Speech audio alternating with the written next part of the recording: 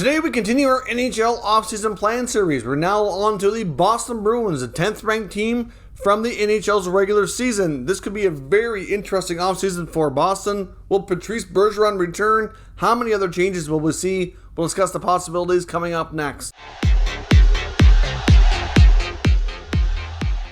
So welcome back to another video here at Top Shelf Hockey. As I mentioned, today we're on to team number 10 in their NHL's regular season of Boston Bruins. Now, unfortunately, we are skipping over the 11th ranked team from the regular season, the Edmonton Oilers, because they're still taking part in the NHL playoffs. Obviously, as I mentioned before, as we come up the list here, if teams are still playing, we're going to move over to the team above them to carry on, because obviously it's harder to predict what they're going to do when we don't know how their season ended. So if you're new to this series, essentially, we're going to recap the 21-22 season, take a look at some results.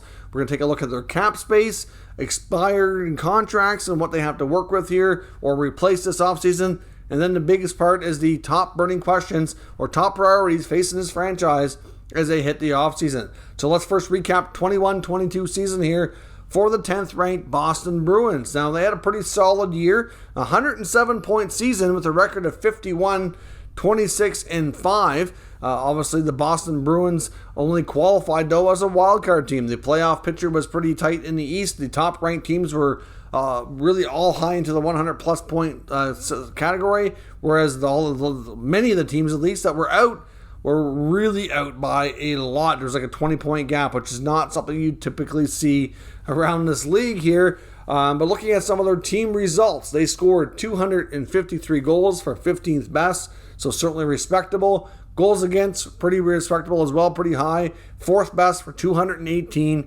They had a very league average but respectable power play, 21.2% success rate for 15th best. And their penalty kill was pretty solid, 81.3% for 9th best overall. So like I said, we saw some pretty solid play out of the Boston Bruins this year. Even though they had 107 points in years past, that would have got them into the top 3 of their division for sure. But this year was a little bit of a different situation. Now let's explore their salary cap space that they have for this offseason and determine what they're going to have to work with for the expiring contracts that we'll look at next here. Obviously, the Bruins do have a lot of contracts in place moving forward. We have 22 NHL contracts for next season or beyond for a total of $80.1 million. So that only gives them a little bit of wiggle room here at $2.383 million in available salary cap space. So that's not really a whole lot to work with. It's fair to say that the Bruins might need to find some ways to gain some salary cap flexibility here as the offseason gets into the full swing. So now let's take a look at their expiring contracts. What do they have in their system for restricted or unrestricted free agents for the 2022 offseason? Well, the restricted free agents, pretty easy. They don't have any. They have zero, none of the above. So the Boston Bruins are completely free in that regard. On the UFA side of things, though, they have Patrice Bergeron, who's by far the biggest question mark on his franchise, along with forwards Anton Blidh and Curtis Lazar, and defenseman Josh Brown, who was acquired at the NHL trade deadline. Anton Blidh himself has made comments that he was disappointed with his opportunity. I don't see a return happening there probably from both sides of it. Josh Brown, I can't see him returning in the defense corps. And Lazar, there is reportedly some interest mutually for Curtis Lazar to possibly re-sign in Boston. So we'll see if maybe that can be worked out. But by far, Bergeron, the biggest name on this list and the biggest question mark facing this franchise. So speaking of Bergeron and questions, now let's jump into the final segment of the video. What are the top burning questions or top priorities facing the Boston Bruins this offseason? Now, one thing, before we get into the questions, we had heard from Cam Neely that GM Don Sweeney was expecting to be offered a contract extension here in the very near future. That was mentioned after the Bruins were eliminated from the playoffs and they conducted their end-of-season media availability. We haven't heard any announcements on that since then, but it is expected that he'd be taken care of. And there did seem to be some uncertainty around head coach Bruce Cassidy. Not saying that there's a higher chance or anything that he was going to be let go, but listening to Cam Neely speak, to me it did sound like, there was some unsureness in that regard. Like he said, Don Sweeney was going to be extended and that they were trying to put together the finishing touches on a contract extension. When he talked about coaching, he didn't say Cassidy had to go or anything like that. Didn't say anything too harsh. But he did say that he felt they needed to make some changes in how they coach. And when he was asked about Cassidy, like he would not give an assurance that he would be back. He said, made a few comments about some changes he'd like to see, and said ultimately that'll be up to Don Sweeney to determine. I would think if he was going to be let go, that's probably something we would have seen happen by now. At least you would think so, given how many free agent coaches are in the mix out there right now. If they were going to be making a change, I think they might be a little late getting to the party here to talk to a lot of really qualified candidates. So I guess we'll have to wait and see. But sometimes teams also wait and see what other teams do and see who else is going to be coming onto the market. We know Barry Trotz is the hot commodity right now. As I record this, at least he has not signed with a new team, but has talked and interviewed with several. So, it's reported he's going to take his time, and he could be holding up the market too. Teams might be unwilling to make decisions until they know if they're going to be able to land Barry Trotz or not. So I do think that there's a small chance we see a change, but I just think that if it was going to happen, it wouldn't happen by now. But I did add that to my notes when talking about the Bruins here today, just because I found the comments from Cam Neely very, very interesting. So if there is a change, but Cassidy's back, maybe there's some different assistant coaches, maybe they make some other adjustments. I'm not sure, but it certainly sounds like there will be some sort of change when it comes to the guys running the coaching and behind the bench. Now, as I mentioned, though, the other next big question is the future of captain and top centerman Patrice Bergeron. Now, it feels like, there's a good chance that he's either going to retire or sign maybe a 1 or 2 year contract with the Boston Bruins. I don't see him signing long term. He's, obviously into his later 30s. He's had his fair share of injuries, the grind over the years. Lots to consider here from the longtime Bruin. One of the top respected players across the NHL. They'll probably rename the Selke Trophy for him one day, considering how many times he's won or been a finalist. So it's one of those things that he's a big piece to this team. And the problem is that many people feel they could benefit from better depth at the center position already, even with Bergeron in the lineup. If he leaves, that's going to create a major, major hole. And you would expect Don Sweeney and the Bruins to try to find another top centerman. I'm not sure that's not an easy task, obviously, but you would think that would be high on their list of priorities. Either you bring back Bergie or you have to find a way to somehow, you're not going to replace him entirely, but who's going to be that new number one center? They lost David Krejci before, who of course reunited with David Pastrnak this year here recently at the World Championships. Had a great little tournament there. We don't have any reason to think Krejci's coming back, and even if he does, he's probably better suited for a number 2 center role. They need somebody who's, in my opinion, can skate a little bit better. Like Krejci's good, but he's not. Never been known as quick.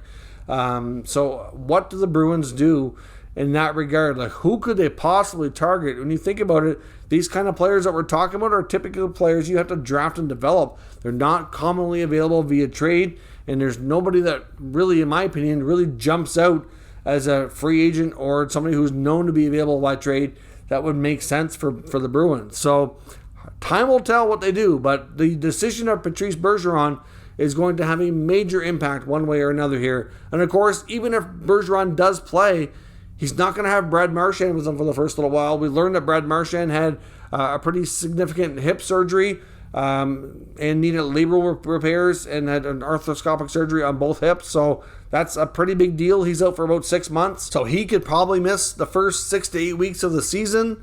If Bergeron is not there and Marchand is out for the first couple of months, depending on what they do for a top centerman, they could have a slow start to the year and they could be in trouble.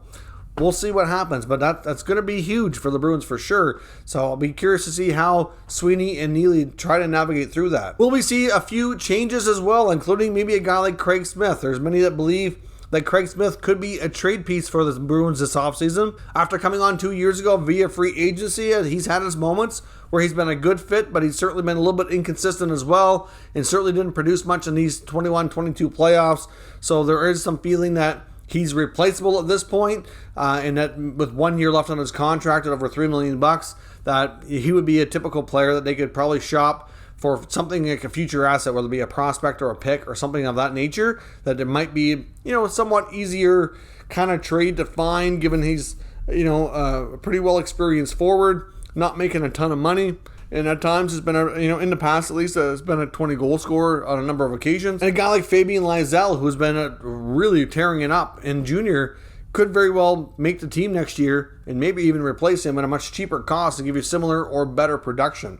So you have to think that's a real possibility. The Nick Foligno signing did not work out so far. Another horrendous year for Foligno. Like I said, ever since he's left Columbus, it's been straight downhill. I would not be shocked if they do a buyout, unless they can find a trade for him, which, again, I think would be really tough to do.